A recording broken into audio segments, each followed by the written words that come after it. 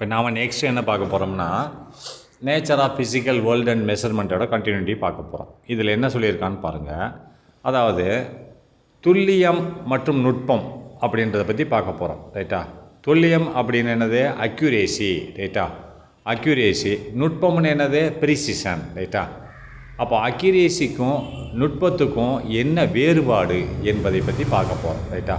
ஏற்கனவே நான் சொல்லியிருக்கேன். அக்யூரேசின்னு சொன்னால் இப்போ உதாரணத்துக்கு நான் சொல்கிறேன். இப்போ 100 கிலோ ஒரு எடை இருக்குது. ரைட்டா?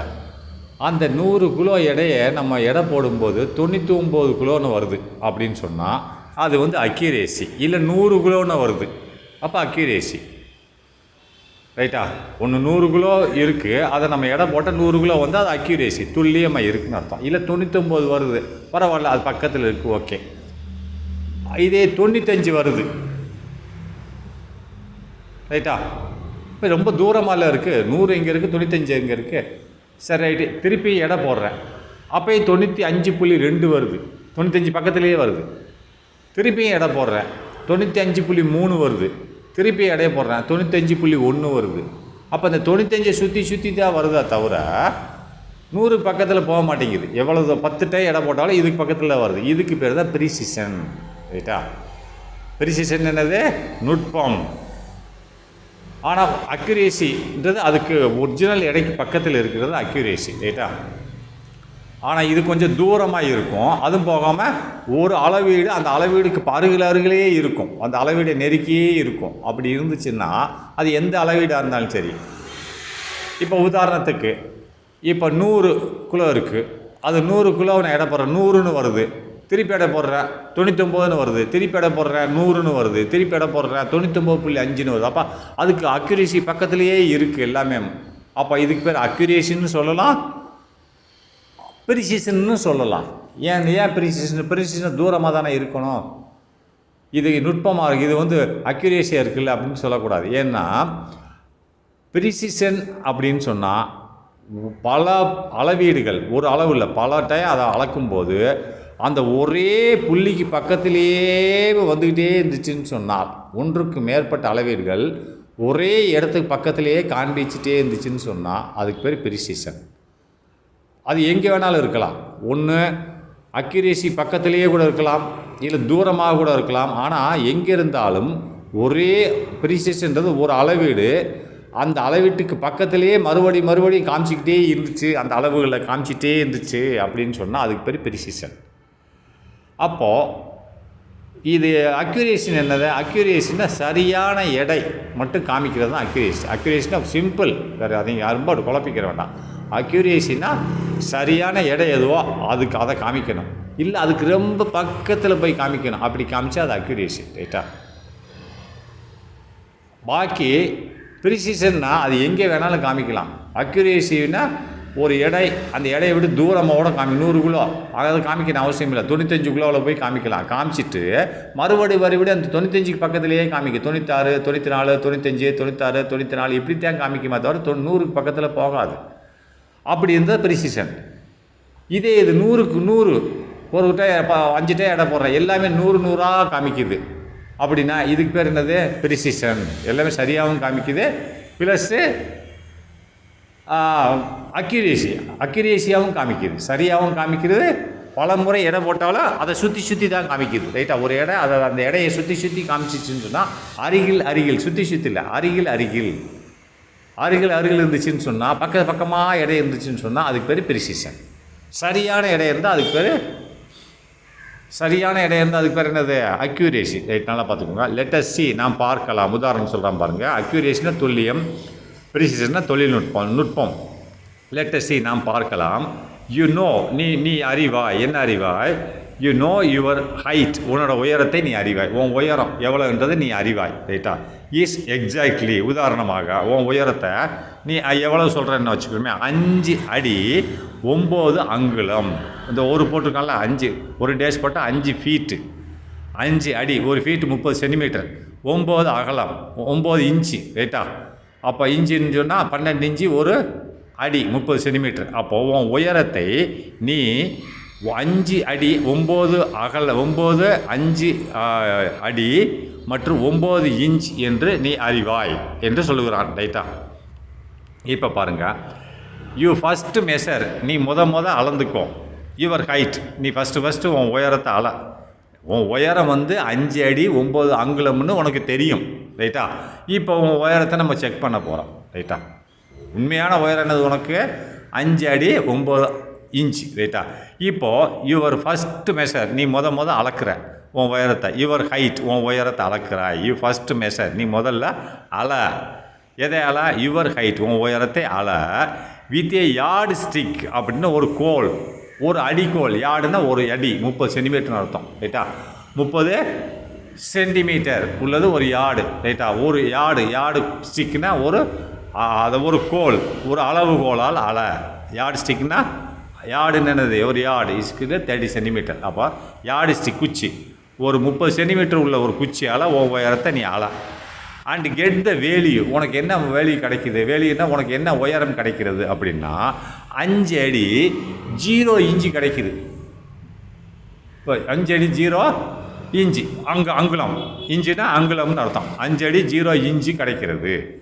அப்போ உயரமே 5 அடி 9 இன்ச்சு ஆச்சே, இதனே 0 கிடைக்குது அப்படின்னா இப்போ இந்த மெஷர்மெண்ட் தப்பு. ஒரு யார்டு ஸ்டிக்கை வச்சு நீ அளக்கும்போது உன்னோட உயரமானது 5 அடி 9 அங்குலம் இருக்கணும். ஆனால் 5 அடி 0 இன்ச்சு தான் கிடைக்குது அப்படிங்கிறான். அதை நீங்கள் உங்கள் உயரத்தை அதை பார்த்துக்கோங்க.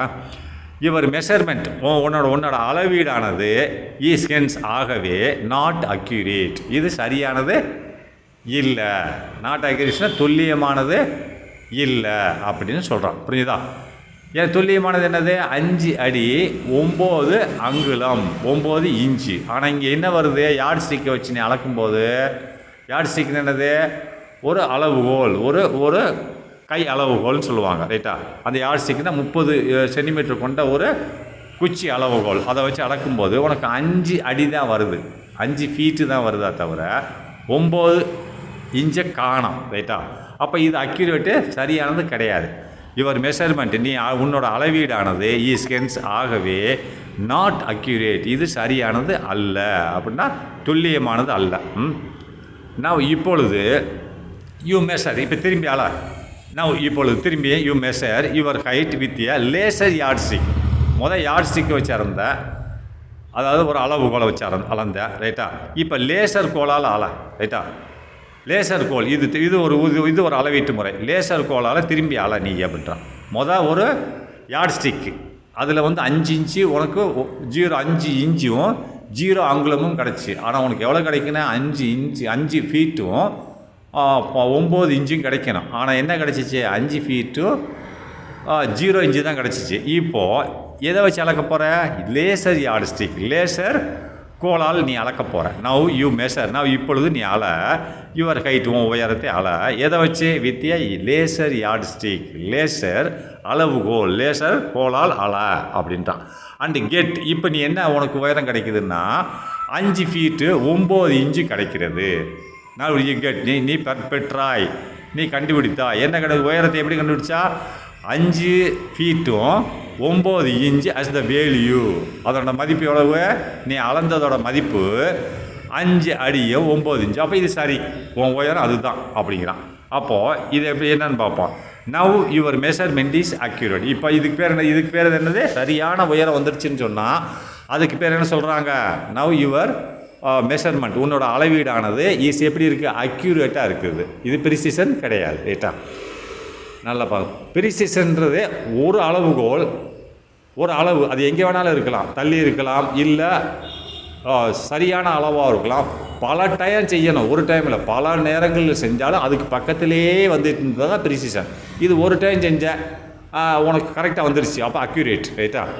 த true value is called the theoretical value. இந்த மாதிரி உண்மையான ஒரு அளவீடு ட்ரூ வேல்யூனா, இப்போ நீ கரெக்டாக அளந்துட்டே இல்லையா, அதான் சொல்ல. த ட்ரூ வேல்யூ, உண்மையான அளவீடு இஸ் ஆல்சோனா அழைக்கப்படுகிறது.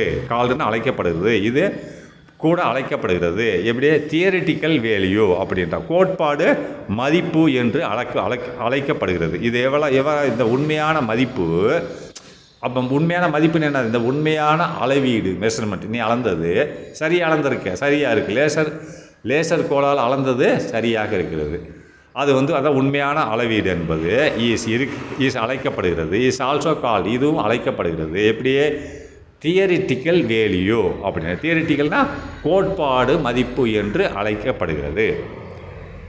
Next the level of accuracy அப்படின்றது, லெவல் அக்யூரேசி என்னது? துல்லியம். The level of accuracy required, தேவைப்படுகிறது. லெவல்னா அளவு. எதனோட அளவு? துல்லியமான அளவோட அளவு. ரைட்டா? லெவல்னா அளவு. எதனோட அளவு? துல்லியத்தின் அளவு, துல்லியமாக அளக்கக்கூடிய அளவு. அக்யூரேசி லெவல் தான் துல்லியமான அளவுன்னு சொல்லுவாங்க. அதான் த லெவல் ஆஃப் அக்யூரேசி, ரெண்டு ஒன்று தான். இஸ் ரிக்வயர்டு, தேவைப்படுகிறது. எதற்கு? For each application varies greatly அப்படின்றான். அப்போ துல்லியமான அளவானது, இல்லை லெவல் ஆஃப் அக்யூரேசின்றது துல்லியமான அளவுன்னு சொல்லுவாங்க. ரைட்டா? துல்லியமான அளவானது அதாவது ரிக்வயர்டு, தேவைப்படுகிறது. ஃபார் ஈச் அப்ளிகேஷன், ஒவ்வொரு செயல்பாடுக்கும் தேவைப்படுகிறது. ஈச் அப்ளிகேஷனா பயன்பாடு, செயல்பாடுகளுக்கு தேவைப்படுகிறது. அது எப்படி இருக்கிறதுனா வேரிஸ் கிரேட்லி, அதாவது வேரிஸ்னா மாறுபடுகிறது.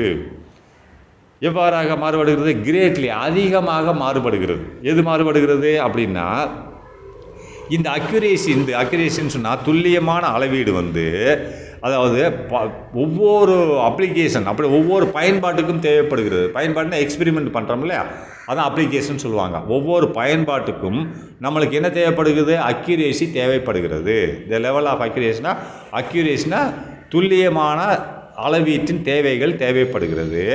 ஆனால் அது எப்படி இருக்குன்னா வேரிஸ், மாறுபடுகிறது. எவ்வாறாக மாறுபடுகிறது? அதிகமாக மாறுபடுகிறது. இந்த துல்லியமான அளவீடு சரியாக வரமாட்டேங்குது. ரைட்டா? அது வேறு அளவீடுகளை காமிக்குது. அதுதான் சொல்கிறான், the level of accuracy required, நம்மளுக்கு தேவைப்படுகிறது. அதாவது துல்லியமான அளவீடு தேவைப்படுகிறது. எதற்கு? ஃபார் ஈச் அப்ளிகேஷன், ஒவ்வொரு செயல்முறைக்கும் துல்லியமான அளவீடு நம்மளுக்கு தேவைப்படுகிறது. ஆனால் அது என்ன செய்யுது? Varies greatly. வேரிஸ் கிரேட்னா அது பெரிதும் மாறுபடுகிறது. அந்த அளவீடு அதிகமாக மாறுபடுகிறது. அதான் பார்த்துங்களேன், ஒவ்வொரு பயன்பாட்டிற்கும் தேவையான துல்லியத்தின் அளவு, ஒவ்வொரு பயன்பாட்டுக்கும் நம்மளுக்கு துல்லியமான அளவு தேவைப்படுகிறது.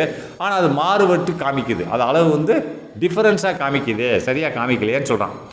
அப்போ highly accurate data can be very difficult அப்படின்றாங்க. அதாவது ஹைலி அக்யூரேட் என்னது? துல்லியமான டேட்டான தகவல்கள். அப்போ துல்லியமான தகவல்கள் என்னது? இப்போ நம்ம மெஷர்மெண்ட் பண்ணுறோம், சரியான அளவீடு, அதான் தகவல்கள். அது ஒரு தகவல் தானே. உயரம் 5 அடி 9 அங்குலம் 9 இன்ச்சுன்னு சொல்கிறோம். இது நம்ம அளக்கும்போது 5 அடி 9 இன்ச்சு இருந்துச்சுன்னா துல்லியமான டேட்டா. ரைட்டா? துல்லியமான தகவல்னு அர்த்தம். அப்போ வெறும் நம்ம யார்ட் ஸ்டிக்கை மட்டும் வச்சு அளக்கும்போது 5 அடி தான் காமிச்சிச்சு, 0 அங்குலம் காமிச்சிச்சு. அது அக்யூரேட்டு கிடையாது. ரைட்டா? அப்படிங்கிறான். அப்போ ஹைலி அக்யூரேட், அதாவது மிகவும் அக்யூரேட், துல்லியமான ஒரு தரவு, ஒரு தகவல் கேன் பி வெரி டிஃபிகல்ட், ரொம்ப கஷ்டம், கிடைப்பது மிகவும் கடினம்.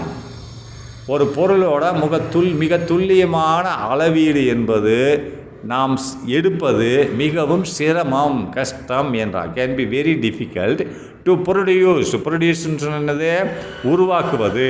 இந்த மாதிரி துல்லியமான அளவீடை உருவாக்குவது. And compile, தொகுப்பதும். கம்பைல்னு தொகுப்பது என்னது? கலெக்ட் பண்ணுறது, இன்ஃபர்மேஷனை கலெக்ட் பண்ணுறது. ரைட்டா? அதாவது சரியான அளவீடு எப்படி கொண்டு வர்றதுன்றது என்ற இன்ஃபர்மேஷனை கலெக்ட் பண்ணுறது தான் கம்பைல்னு சொல்லுவாங்க. ரைட்டா? அப்போது நல்லா பார்த்துங்க, highly accurate data can be very difficult to produce and compile. அப்படின்னா அதாவது அதிகமான அக்யூரேட், அதாவது துல்லியமான ஒரு தகவல்களை எடுப்பது கேன் பினா வெரி டிஃபிகல்ட். கஷ்டம். எப்படி கஷ்டம்? எடுப்பது கஷ்டம். Can be very difficult. Can பினா எடுப்பது, இல்லை உண்டாக்குவது மிகவும் கடினம். டு ப்ரொடியூஸ்னா உருவாக்குவது. சரியான ஒரு டேட்டான்னு சொன்னால் அக்யூரேட், துல்லியமான ஒரு தகவல்களை எடுப்பது மிகவும் கடினம். அண்டு கம்பைல், அதை தொகுப்பதும் கடினம். துல்லியமான தகவல் தொகுப்பது என்னது? பல டைம் நீ மெஷர்மெண்ட் பண்ணால் கூட அந்த இடத்துல துல்லியமான உனக்கு சரியான ஒரு மெஷர்மெண்ட்டு கிடைக்காது, அளவீடு கிடைக்காது. அது ரொம்ப கஷ்டம் அப்படிங்கிறான். ரைட்டா? அதான் கம்பைல்னால் பல முறை நீ அங்கே மெஷர்மெண்ட் பண்ணால் கூட வேறு இடத்துல காமிச்சிச்சுன்னா அதுக்கு பேர் ப்ரிசிஷன். ரைட்டா? இப்போ 5 அடி 9 அங்குலம் தான் உன்னோடது. அதுக்கு பதில் 5 அடியிலேயே காமிச்சிட்ருக்கு. நீ 10 டைம் பண்ணால் கூட 5 அடி 5 அடி 1 இன்ச்சு 5 அடி 5 அடி 2 இன்ச்சிலேயே காமிச்சிட்டே இருக்குது. 5 அடி 9 இன்ச்சுக்கு போகலைன்னா அதுக்கு பேர் ப்ரிசிஷன். பல முறை நீ பண்ணியும் அந்த இடத்துலையே சுற்றி சுற்றி காமிக்குதுன்னு சொன்னால் அதுக்கு பேர் ப்ரிசிஷன். இதேமாரி சரியான தகவலையே காமிச்சிட்ருக்குனால அதுக்கு பேர் அக்யூரேட் ப்ளஸ்ஸு ப்ரிசிஷன்னு சொல்லலாம். ஒரே தகவலில் நெருக்கி காமிச்சாலும் ப்ரிசிஷன். நல்லா பார்த்துக்கோங்க. இப்போ ஃபார் எக்ஸாம்பிள் உதாரணமாக, if you constantly measure your height, constantly தொடர்ச்சியாக, கன்சிஸ்டன்ட்லினா தொடர்ச்சியாக. இஃப் ஃபார் எக்ஸாம்பிள் உதாரணமாக, இஃப் யூ நீ தொடர்ச்சியாக கன்சிஸ்டன்ட்லி தொடர்ச்சியாக அளந்தால், மெஷர்னு அளந்தால், யுவர் ஹைட் உன்னோட உயரத்தை நீ தொடர்ச்சியாக அளந்தால் அது எப்படி கிடச்சிதுன்னா 5 அடி 0 இன்ச்சுனே கிடைக்குதுன்னு வச்சுக்க. வித் யார்ட் ஸ்டிக், ஒரு யார்ட் ஸ்டிக் வச்சு நீ அளக்கிற, தொடர்ச்சி அளக்கிற, அது எவ்வளோ கிடைக்குது? 5 இன்ச்சு 0, 5 அடியும் 0 இன்ச்சு தான் கிடைக்குது. ஆனால் உயரம் எவ்வளவு? 5 அடியும் 9 அங்குலம். ஆனால் இந்த முத அளக்கும் போது நம்மளுக்கு யார்ட் ஸ்டிக்கில் 5 அடியும் 0 இன்ச்சு கிடச்சிச்சு. இப்போ என்ன சொல்கிறேன் பாருங்கள். ஃபார் எக்ஸாம்பிள் உதாரணமாக, யூ கண்டினியூஸ்லி நீ தொடர்ச்சியாக மெஷர் அளந்தால் உன் உயரத்தை ஒரு ஹைட் அளந்தால் எப்படி கிடைக்குது? 5 அடியே 0 இன்ச்சு தான் கிடைக்குது. வித் யார்ட் ஸ்டிக் வச்சு அளந்தால், தொடர்ச்சி அளந்தால் கூட அந்த 5 அடியும் 0 இன்ச்சு தான் கிடைக்குதா தவிர யுவர் மெஷர்மெண்ட் ஆர் ப்ரிசியஸ். இந்த மாதிரி கிடச்சிச்சு அப்படின்னா இதுக்கு பேர் உன் அளவீட்டுக்கு என்ன சொல்லுவாங்க? ப்ரிசியஸ்ன்னு சொல்லுவாங்க. ப்ரிசியேஷன் என்னது? இது ப்ரிசியேஷன் சொல்லுவாங்க. ரைட்டா? இது திட்டம்னு சொல்லுவாங்க. ரைட், நல்லா பார்த்துக்கோங்க. அப்போ இது ஆனால் உண்மையான உயரம் எவ்வளவு? 5 அடியும் 9 இன்ச்சு. ஆனால் நீ யார்ட் ஸ்டிக்கை வச்சு அளக்கும்போது உனக்கு 5 அடி தான் கிடைக்குது. நீ திரும்பி அளந்தாலும் அது 5 அடி இல்லை கொஞ்சம் நெருங்கி கிடைக்கும். ஆனால் 5 அடி 9 இன்ச்சுக்கு போகாது. அப்போ இப்படியே கிடச்சிட்டே இருந்துச்சு. சரியான தகவல் இல்லாமல் வேறு தகவல் கிடச்சிட்டு இருந்துகிட்டே இருந்து நெருங்கி வேறு தகவலாக இருந்தாலும் நெருங்கி கிடைக்குது இல்லை, ஒரே இடத்துலையே கிடைக்குதுன்னு அதுக்கு பேர் ப்ரிசிஷன். இது சரியான தகவல் கூட 10 டைம் அளக்கும்போது அது சரியான தகவலாக கிடச்சிட்டு இருந்தாலும் அதுக்கு பேர் அக்யூரேட்னு சொல்லலாம், ப்ரிசிஷன்னு சொல்லலாம். ப்ரிசிஷன்னா பல முறை அளக்கும்போது ஒரே அளவீடை கொடுத்தால் அல்லது அதற்கு அருகில் உள்ள அளவீடை கொடுத்தால் அதுக்கு பேர் ப்ரிசிஷன். அக்யூரேஷன் ஒரே ஒரு மேடு தான். சரியான தகவலையோ அல்லது அதற்கு அருகில் உள்ள தகவலையோ கொடுத்தால் அதுக்கு பேர் அக்யூரேட். இப்போ 5 அடி 9 இன்ச்சு, அப்போ 5 அடி 9 இன்ச்சு கொடுத்தா ப்ரிசிஷன், அல்ல 5 அடி 8 இன்ச்சு கொடுத்தா ப்ரிசிஷன். அதுக்கு நெருக்கி கொடுத்தா ப்ரிசிஷன்னு சொல்லுவாங்க. இப்போ தள்ளி கொடுத்தா இதே ப்ரிசிஷனை இது 5 அடி 9 இன்ச்சு கொடுத்தா அக்யூரேட், சரியான தகவல் கொடுத்தா அக்யூரேட். இது நீ ஒரு 10 டைம் அளக்கும்போது கூட அதே 5 அடி 9 இன்ச்சே கொடுக்குது, சரியான தகவலே கொடுத்துச்சா அதுக்கு பேர் அக்யூரேட்னு சொல்லலாம், ப்ளஸ் ப்ரிசிஷன்னு சொல்லலாம். ஏன்னா ப்ரிசிஷன்னா பல முறை அளக்கும்போது ஒரே தகவலையோ அல்லது அதற்கு அருகில் உள்ள தகவலையோ கொடுத்தால் ப்ரிசிஷன். ஆனால் அக்யூரேட்னா சரியான தகவலையோ இல்லை அதற்கு அருகில் உள்ளதை கொடுத்தால் அக்யூரேட். நல்லா பார்த்துக்கோங்க. இப்போது நல்லா என்ன போட்டிருக்கான்? ஃபார் எக்ஸாம்பிள் இவர் யூ கான்ஸ்டன்ட்லி தொடர்ச்சியாக அளந்தால் உன் உயரத்தை அது 5 அடி 0 இன்ச்சின் ஒரு யார்ட் ஸ்டிக்கை வச்சு அளந்தால் 5 அடி 0 இன்ச்சுன்னு கொடுத்தால் உங்கள் மெஷர்மெண்ட் வந்து ப்ரிசிஷன் சொல்லுவாங்க. ரைட்டா?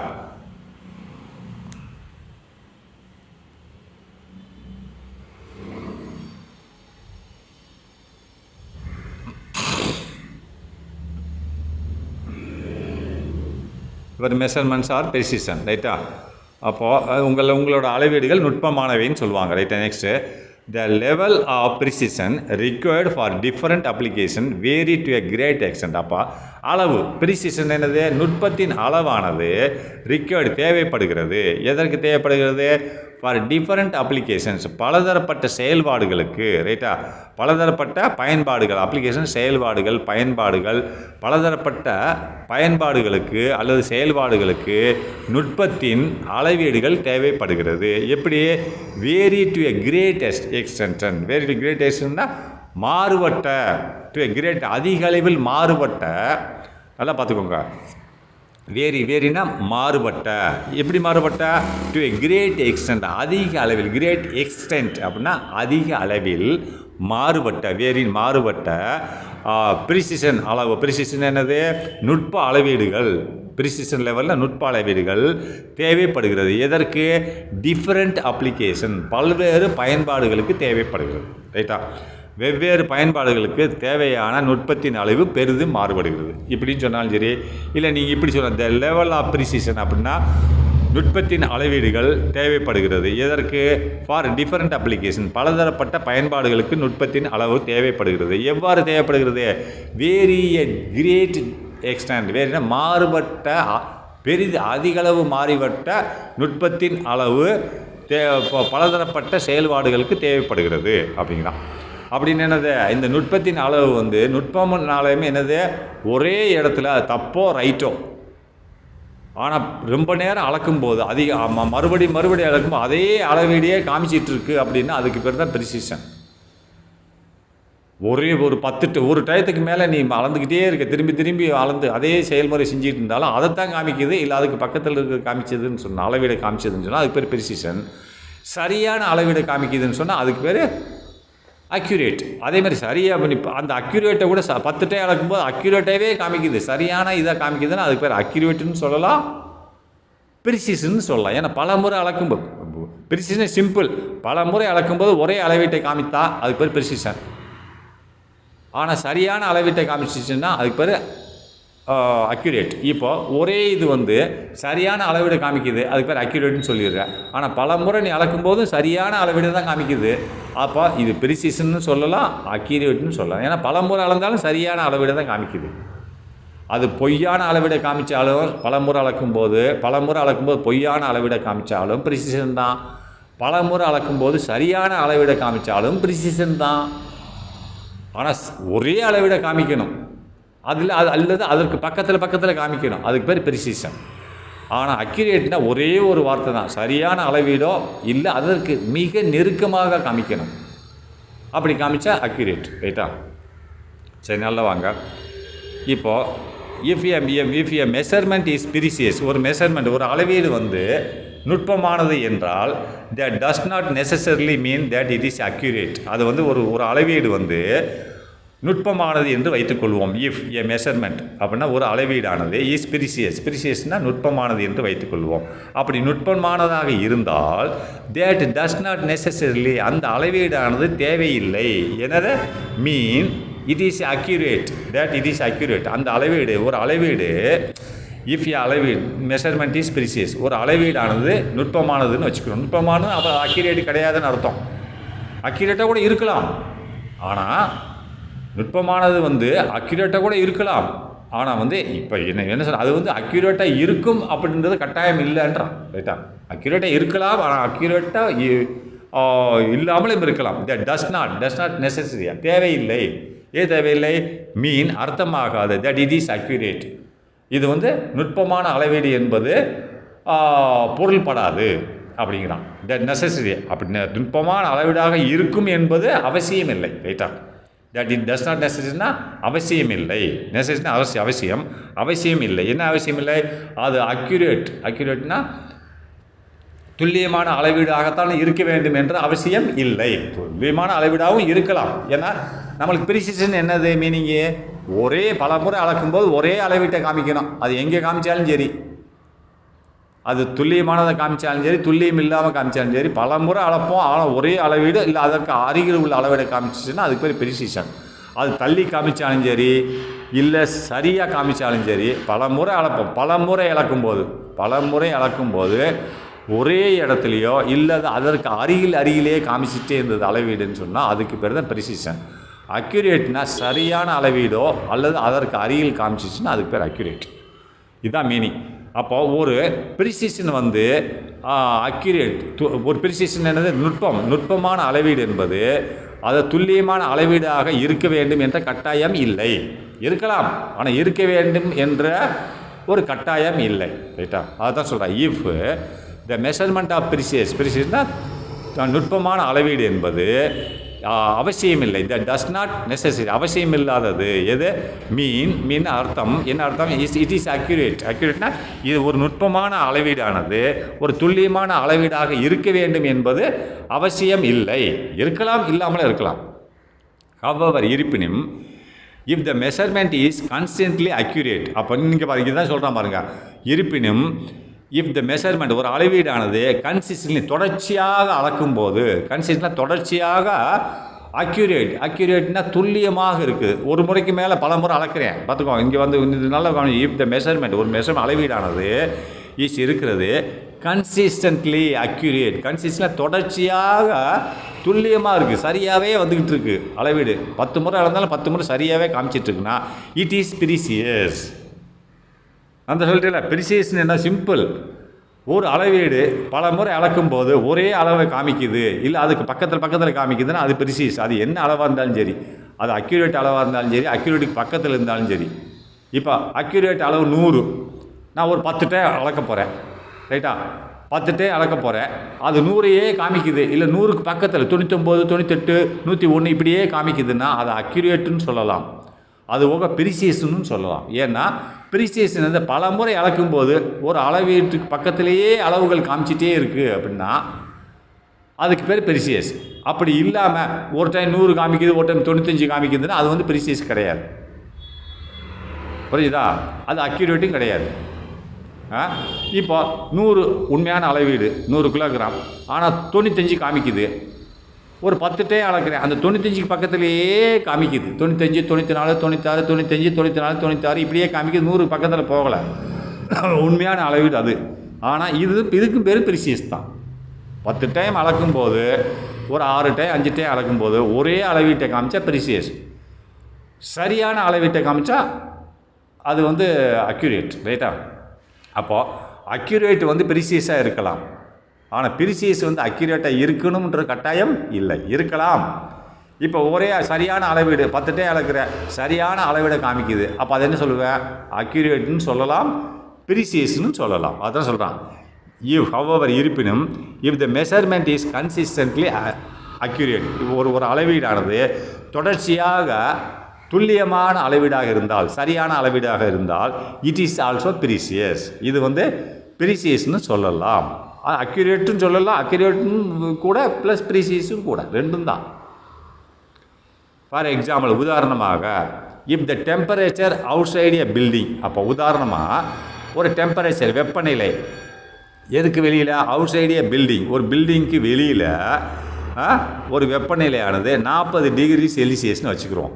ஃபார் எக்ஸாம்பிள், உதாரணமாக இஃப் ஒருவேளை த டெம்பரேச்சர் வெப்பநிலையானது அவுட் சைடு எ பில்டிங், ஒரு பில்டிங்குக்கு வெளியில் 40 டிகிரி செல்சியஸ், அது அப்படின்னா ஒரு வெப்பநிலை ஒரு பில்டிங்க்கு வெளியில் 40 டிகிரி செல்சியஸ்னு வச்சு as measured by a weather thermometer. அவஸ் மெஷர்னா அது அளக்கப்படுகிறது, 40 டிகிரி செல்சியஸ் என்று அளக்கப்படுகிறது. எதால்? By a weather thermometer. அப்போ வெதர் அப்படின்னு சொன்னால் வானிலை, வெதர்னா வானிலை, வெப்பமானி, தெர்மாமீட்டர்னா வெப்பத்தை அளக்கக்கூடிய ஒரு இன்ஸ்ட்ருமெண்ட், அதுக்கு பேர் வெப்பமானின்னு சொல்லுவாங்க. அப்போது வானிலை, காற்றுல உள்ள வெப்பத்தை அளக்கக்கூடிய வெதர் தெர்மாமீட்டர்னா வானிலை வெப்பமானின்னு அர்த்தம். அப்போ உதாரணமாக ஒரு பில்டிங்க்கு வெளியில் காற்று தானே, ஆகாயம் தானே, அப்போ அதில் அவுட் சைடு பில்டிங்க்கு வெளியில் வெப்பநிலையானது 40 டிகிரி என்று ஒரு வானிலை வெப்பமானியால் அளவிடப்பட்டால், அப்போ 40 டிகிரி இருந்தால், ரைட்டா? 40 டிகிரி இருந்தால் என்ன சொல்கிறான்னு பார்ப்போம். And if the real outside of the temperature, and மேலும் if the real outside temperature is 40 degree, அப்படின்னா உண்மையிலேயே வெளியில் 40 டிகிரியாக இருந்தால், அதாவது வெளியில் காற்றுல, ஒரு பில்டிங்க்கு வெளியில் உள்ள காற்றுல வெப்பநிலையானது வானிலை வெப்பமானியால் அளக்கும்போது 40 டிகிரி செல்சியஸாக இருந்தால், நம்ம அதில் படித்தோம். அண்டு மேலும் இஃப் த ரியல்னா உண்மையிலேயும் outside temperature is 40 degree, வெளியில் உள்ள வெப்பநிலை வந்து 40 டிகிரியாக இருந்தால், அதை அளக்கும்போது 40 டிகிரி தான், உண்மையிலேயும் 40 டிகிரி தான். அப்படி இருந்தால் த டெம்பரேச்சர் இஸ் அக்யூரேட் அப்படின்றான். த தெர்மாமீட்டர்னு சொன்னால் என்னது?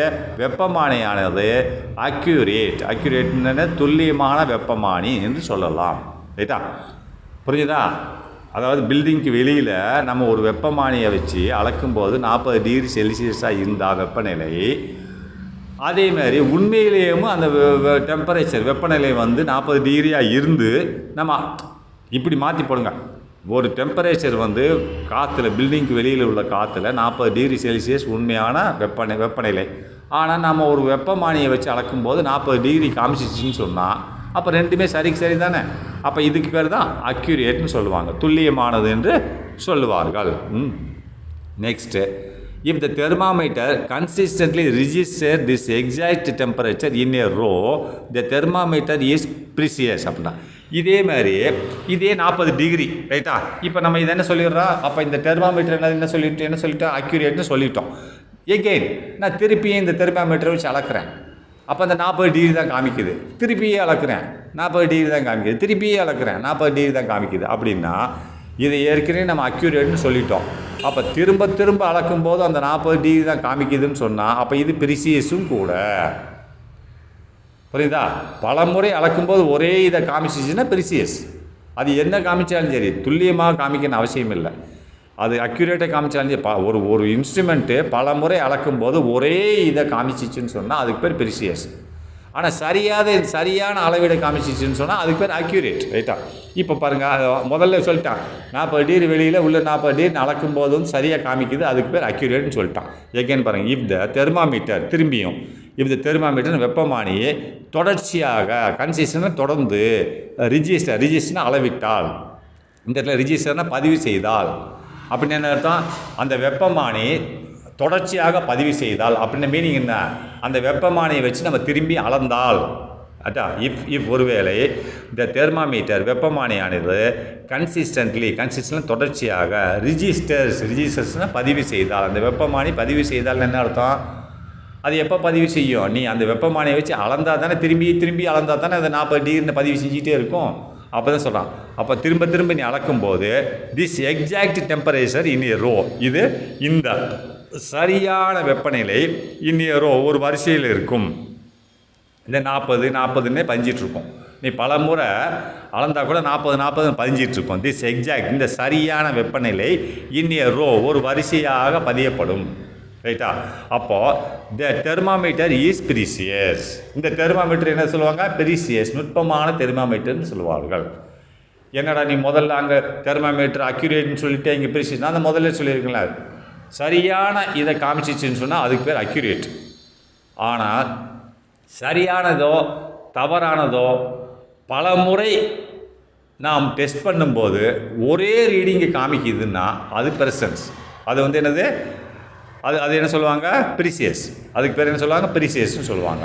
அது சரியாக காமிச்சா என்ன, தப்பாக காமிச்சா என்ன, பல முறை நான் அந்த வேலையை செஞ்சிகிட்டு இருக்கும்போது அது தவறுதலாகவே காமிச்சாலும் பல முறை அது தப்பாகவே காமிக்குது. ஆனால் தப்பாக காமிச்சேன்னா ஒரே இடத்துல காமிக்கணும், தள்ளி காமிக்கக்கூடாது. இப்போ 40 டிகிரிக்கு பதிலாக எல்லா இடத்துலையும் 40 டிகிரி காமிச்சிச்சுன்னா ஒன்று அது சரியான வெப்பமானி, ரெண்டாவது அந்த வெப்பமானி திரும்ப நம்ம செக் பண்ணும்போது அந்த 40 தான் காமிக்குதுன்னா அது ப்ரீசியஸ். ரைட்டா? இதே இந்த வெப்பமானி 35 காமிக்குதப்பா, திரும்ப ஒரு டைம் 35 காமிச்சிச்சுன்னா இது உண்மையான டிகிரியோட 40, 35 காமிச்சுன்னா இது வந்து அக்யூரேட் கிடையாது, அது ஓகே. அப்போ திரும்ப நான் பண்ணுறேன், அப்போயும் 35 காமிச்சிச்சுன்னா இது ப்ரீசியஸ். என்னது, திரும்ப அதையே காமிக்கணும். அது தப்போ ரைட்டோ அதையே காமிக்கணும். அதுக்கு பதில் ஒரு டைம் 35 காமிச்சு இன்னொரு டைம் 40 காமிச்சிட்டு பிறகு ஒரு டைம் நான் 33 காமிச்சிச்சுன்னா அது வந்து ப்ரீசியஸும் கிடையாது, அக்யூரேட்டும் கிடையாது.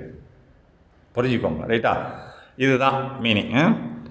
சரி, நெக்ஸ்ட்டு கன்சிடர் அனதர் எக்ஸாம்பிள். இன்னொரு உதாரணத்தை பார்ப்போம். ரைட்டா? Let the temperature of a refrigerator repeatedly measured by a thermometer be given us. அப்படின்னா லெட் நாம் வைத்துக்கொள்வோம், ஒரு டெம்பரேச்சர் வெப்பநிலையை வைத்துக்கொள்வோம் ஆஃப் எ ரெஃப்ரிஜிரேட்டர்னால் நம்ம வீட்டில் உள்ள அந்த ரெஃப்ரிஜரேஷன் தான். ரெஃப்ரிஜரேஷன் வச்சுருக்கோம் இல்லையா, நம்ம ஐஸை கூல் பண்ணுற வைக்கிறோம், அது ரெஃப்ரிஜரேஷன் தான். அதாவது வெப்பமானியல்னு சொல்லுவாங்க. ரைட்டா? வெப்பமானியல்னு சொல்லுவாங்க. அந்த ரெஃப்ரிஜிரேட்டரில் உஷ்ணமானது வெப்பமானது ரிப்பீட்டட்லின்னா தொடர்ச்சியாக அளவிட்டால், ரெஃப்ரிஜிரேட்டருக்குள்ள உள்ள வெப்பமானது தொடர்ச்சியாக அளவிட்டால், ரிப்பீட்டட்னா தொடர்ந்து அளவீடு செய்தால், மெஷர்ட்னா அளவீடு செய்தால், இதை வச்சு பைய தெர்மாமீட்டர் வெப்பமானியை வைத்து ரெஃப்ரிஜிரேட்டருக்கு உள்ள வெப்பநிலையை தொடர்ச்சியாக அளவீடு செய்தால் அது எவ்வாறு காமிக்கிறது? பி கிவன் அஸ் கீழ்கண்ட மாதிரி காமிக்குது. ஃபஸ்ட்டு அளவுக்கும் போது 10.4 டிகிரி செல்சியஸ், ரெண்டாவது அளவுக்கும்போது 10.2 டிகிரி செல்சியஸ், மூணாவது அளவுக்கும்போது 10.3 டிகிரி செல்சியஸ், நாலாவது 10.1 டிகிரி செல்சியஸ், அஞ்சாவது 10.2 டிகிரி செல்சியஸ், ஆறாவது 10.1 டிகிரி செல்சியஸ், ஏழாவது 10.1 டிகிரி செல்சியஸ், எட்டாவது 10.1 டிகிரி செல்சியஸ். அப்போ எல்லாமே பாரு 10.1 டிகிரி தான் கீழே, கடைசியாக 10.4, அதுக்கு மேலே இல்லை, கீழே இல்லை. அப்போ எல்லாமே ஒரே இடத்துல தான் சுற்றி சுற்றி காமிக்குது. எத்தனை 8 டே அளந்திருக்கேன், நல்லா பாரு 10.1லேருந்து 10.4க்கு பண்ணி அருகில் தான் காமிக்குது. 10.1 2 டைம் காமிச்சிச்சு, 10.2 2 டைம் காமிச்சிட்டு, 10.1 வந்து 4 டைம் காமிச்சிச்சு, 10.2 2 டைம், 10.3 1. அப்போ எல்லாமே அருகில் காமிக்கிறதுனால இது ப்ரீசியஸ், ரைட்டா? இது என்னது? அது ரீடிங் என்னவாலும் இருந்துட்டு போகட்டும், ஆனால் 10 டைம் 8 டைம் அளக்கும்போது அருகில் இருக்கணும், நெருங்கி இருந்தால் அதுக்கு பேர் ப்ரீசியஸ். அது சரியாக இருந்தாலும் ப்ரீசியஸ் தான், தப்பாக இருந்தாலும் ப்ரீசியஸ் தான். ஆனால் சரியாக இருந்ததுன்னா அக்யூரேட்னு சொல்லிக்கலாம். சரியான ரீடிங்கை காமிச்சிச்சுன்னா அக்யூரேட், அவ்வளோதான். ப்ரீசியஸ்னால் அது எங்கே வேணாலும் காமிக்கட்டும், ஆனால் பல முறை அளக்கும்போது அருகில் இருக்கணும், நெருங்கி இருந்தது அது ப்ரீசியஸ். அது சரியான ரீடிங்காக இருந்தாலும் தப்பான ரீடிங்காக இருந்தால் இது அதை பற்றி அவசியமே கிடையாது, ரைட்டா? சரி, நெக்ஸ்ட்டு இந்த அதை தான் போட்டிருக்கான். ஒரு குளிர்சாதன பெட்டின வெப்பநிலை வெப்பமான அளக்கும் போது இவ்வளோ இருந்தால் இது என்னன்னு பார்ப்போம், ரைட்டா? However if the real temperature inside the refrigeration is 9.0. நல்லா பார்த்துக்கோ, உண்மையான வெப்பநிலை, நல்லா பார்த்துக்கோ, உண்மையான வெப்பநிலை அந்த ரெஃப்ரிஜிரேட்டரில் எவ்வளவோ 9.9 டிகிரி செல்சியஸ் தான். ஆனால் நம்ம அளக்கும் போது என்ன காமிச்சிச்சு? எல்லாமே 10.1லேருந்து 10.2 தான் காமிச்சிக்குது. அப்போ இது இந்த அக்யூரேட்டு கிடையாது. ஆனால் என்னது? ப்ரீசியஸ். ஏன்னா நம்ம இத்தனை டைம் அளந்தோம், ஒரு டைம் கூட அக்யூரேட்டாக காமிக்கலை, ரைட்டா? எல்லா டைமும் இந்த ரீடிங்கு தான் காமிக்குது. அப்போ இது வந்து ப்ரீசியஸ்ஸு, அக்யூரேட்டு கிடையாது, ரைட்டா? நான் முதலே சொல்லிட்டேன், பல டைம் அளந்தாலும் ஒரே ரீடிங்கை காமிச்சிட்டே இருந்துச்சுன்னு சொன்னால் அதுக்கு பேர் ப்ரீசியஸ். அதேமாதிரி அக்யூரேட் எப்படியே சரியான ரீடிங் காமிக்கணும். அதேமாதிரி பல முறை அளக்கும்போது சரியான ரீடிங்கை காமிச்சிச்சுன்னு சொன்னால் இதே 9.9 9.1 9.2 9.3 இப்படியே காமிச்சிட்டு இருந்தால் அதுக்கு பேர் அக்யூரேட். அது போக ப்ரீசியஸ், ரெண்டையுமே சொல்லலாம். ஏன்னா சரியான ரீடிங் கொடுத்ததுக்காக அக்யூரேட். அதே மாதிரி பல முறை அளக்கும்போது ஒரே ரீடிங்கை கொடுக்குது, பல முறை அளக்கும்போது ஒரே ரீடிங் அருகில் உள்ள ரீடிங்கை கொடுக்கும்போது ப்ரீசியஸ். சரியான ரீடிங் கொடுத்தா அக்யூரேட்.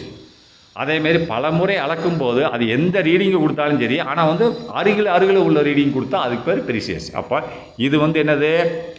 ப்ரீசியஸ், ஆனால் அக்யூரேட் கிடையாது. ஏன்னா ஹவவர் இருப்பினும் இஃப் த ரியல் டெம்பரேச்சர் உண்மையான வெப்பநிலை inside the refrigerator is 9.9 Celsius. உண்மையான வெப்பநிலை ரெஃப்ரிஜரேஷனில் 9 டிகிரி தான், செல்சியஸ் தான். விசே நாம் சொல்லுகிறோம் that the thermometer is not accurate. அந்த வெப்பமானி வந்து அக்யூரேட் கிடையாது.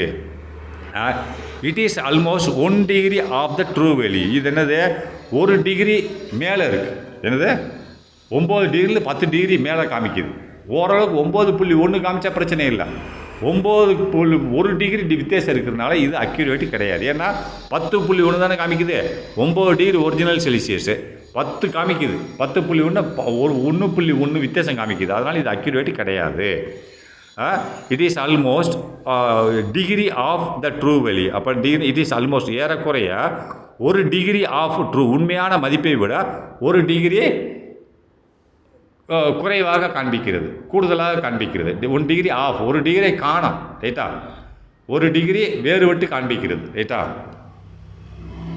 அடுத்து நெக்ஸ்ட்டு, பட் சின்ஸ் ஆகவே all the measured values are close to 10. எல்லா வேல்யூயும் நம்ம அளந்தோமே எல்லாமே 10க்கு நெருக்கிதான் இருக்குது. 10.1 2 3 4 10க்கு நெருக்கிதான் இருக்க தவிர 9க்கு பக்கத்தில் வரல. அதனால் பட் சின்ஸ் ஆகவே ஆல் த மெஷர்டு வேல்யூ அளவிடப்பட்ட மதிப்புகள் அனைத்தும் இருக்கின்றன க்ளோஸ் டு 10 டிகிரி செல்சியஸ், அருகில் 10 டிகிரி செல்சியஸுக்கு அருகில் தான் இருக்கிறது. Hence it is precious. இது வந்து அக்யூரேட் கிடையாது. விசுவல் எக்ஸாம்பிள், ஒரு காட்சி உதாரணம் அப்படின்னா டார்கெட் ஷூட்டிங்னா நம்ம ஷூட் பண்ணுறோம்ல. இப்போ ஆர்மியில் என்ன பண்ணுவாங்கன்னா ஒரு பொம்மை மாதிரி வச்சுருவாங்க தூரத்தில், நீங்கள் தள்ளி உட்கார வச்சுருவாங்க. நாங்கள் சுடும்போதே எங்களுக்கு துப்பாக்கி கொடுத்துருவாங்க. அந்த பொம்மையில் மண்டை இருக்கும், கை இருக்கும், கால் இருக்கும், எல்லாம் இருக்கும். என்ன சொல்லுவாங்கன்னா, அந்த பொம்மையில் உள்ள கண்ணை சுடும்பாங்க. இன்னொருத்தர் என்ன சொல்லுவாங்க, அந்த பொம்மையில் நெத்தியை சுடுன்னு சொல்லுவாங்க. நாங்கள் எல்லாம் படுத்துருப்போம் கீழே. நாங்கள்லாம் படுத்துருக்கும்போது என்ன சொல்லுவார் எங்கள் கேப்டனு, அந்த மேலே உள்ள அந்த பொம்மை தெரியுது இல்லை, அதோட கண்ணை சுடும்பார். நான் சுடுவேன். ஆனால் அது கண்ணில் படுதோ இல்லை தூரத்தில் படுதோ, சில பேருக்குலாம் அந்த பொம்மையிலே படாத குண்டு மேலே கூடி போகும் இது. அதனால் நல்லா பார்த்துக்கோங்க. Target shooting is an example. Target ஷூட்டிங்னு சொன்னால் டார்கெட்ன்றது நம்ம குறி வைக்கக்கூடிய இடம், ரைட்டா, இலக்கு, ரைட்டா, எந்த இலக்கை நோக்கி நம்ம சுட போகிறோம் என்பது தான் இது. அதான் நாங்கள் இங்கே உட்காந்துருப்போம், அங்கே எதிர்த்தால ஒரு மலையிலே எங்கேயோ ஒரு பொம்மையை வச்சுருப்பாங்க, அதான் டார்கெட். அந்த பொம்மை தான் டார்கெட், இலக்கு. அதாவது டார்கெட் ஷூட்டிங்னா சுடுதல், டார்கெட்டை நோக்கி இலக்கை நோக்கி சுடுதல் இஸ் என் எக்ஸாம்பிள், ஒரு உதாரணமாக நம்ம வைத்துக்கொள்வோம். விச் எக்ஸ்பிளைன்ஸ், இது நம்மளுக்கு விவரிக்கிறது எதை, த difference between accuracy and precision. இந்த டார்கெட்டை நோக்கி நம்ம சுட போகிறோமே, இது நம்மளுக்கு விவரிக்கிறது, நம்மளுக்கு விளக்குகிறது. எதை விளக்குகிறது, the difference between the accuracy and precision. அக்யூரேசிக்கும் ப்ரிசிஷனுக்கும் உள்ள ஒரு வேற்றுமையை, என்ன ஒரு வேற்றுமை இருக்கிறது என்பதை இந்த டார்கெட்டை நோக்கி இலக்கை நோக்கி சுடுதலில் நம்மளுக்கு விவரிக்கப் போகிறது. அப்போ அக்யூரேஷன்னா துல்லியம், அப்போ ப்ரிசிஷன் நுட்பம். இந்த இரண்டுக்கும் உள்ள வேறுபாட்டை இந்த இலக்கை நோக்கி சுடுதல் மூலியமாக விளக்குவோம் என்று சொல்கிறார். அப்போ நெக்ஸ்ட்டு இன் ஃபிகர் 1.9 அதை பார்த்துக்கோங்க. A shot are focused as so as to reach the bull's-eye. அப்படின்னா சுடுதல் என்பது ஆர் ஃபோக்கஸ்னால் குறி வைக்கப்படுகிறது. ஷார்ட்னு சொன்னால் சுடுதல், நம்ம சுடுதல் எப்படி சுட போகிறோம், ஆர் ஃபோக்கஸ்னால் குறி வைக்கப்படுகிறது. So us to reach the bull's-eye, so us to reach தான் அதை போய் குறி வச்சு அடிக்கணும். ஸோ அஸ் டு ரீச் தான் குறி வைத்து அடிக்க வேண்டும். எதை, த bull's-eyeனா எரும மாடோட கண்ணு, ரைட்டா, எரும மாடை வரைஞ்சி வச்சுருக்காங்க, அதனோட கண்ணில் நாம் அடிக்கணும். அந்த எழுத்தால் இருக்குது டார்கெட், ரைட்டா. ஸோ த ஷார்ட்ஸ்னால் சுடுதல், ஆர் ஃபோக்கஸ்னால் குறி வைக்கப்படுகிறது. சுடுதல் என்பது நான் சுடுறது சுட போகிறது எப்படி, குறி வச்சு சுட போகிறேன். எதை, ஆர் ஃபோக்கஸ்னால் குறி வைத்து, அஸ் டு ரீச்னா அதை போய் அடையணும். குறி வச்சு சுடுறது அதை போய் அடையணும். எதை போய் இந்த குண்டு போய் அடையணும் அப்படின்னா, த bull's-eye அப்படின்னா காளமாடோட கண்ணை போய் சுடணும். காளமாடோட அங்கே வரைஞ்சி வச்சுருப்பாங்க, அந்த கண்ணை சுடணும். அதை மிட் பாயிண்ட், அதை நடுவில் உள்ள புள்ளின்னு அர்த்தம். பட் ஆனால் the arrows have reached only around this point. ஆரோனா குண்டு. இந்த குண்டு ஆனது என்ன செய்யுதுன்னா, அந்த கண்ணில் சுட மாட்டேங்குது, போய் விழுகலை, கண்ணை சுற்றி வருது.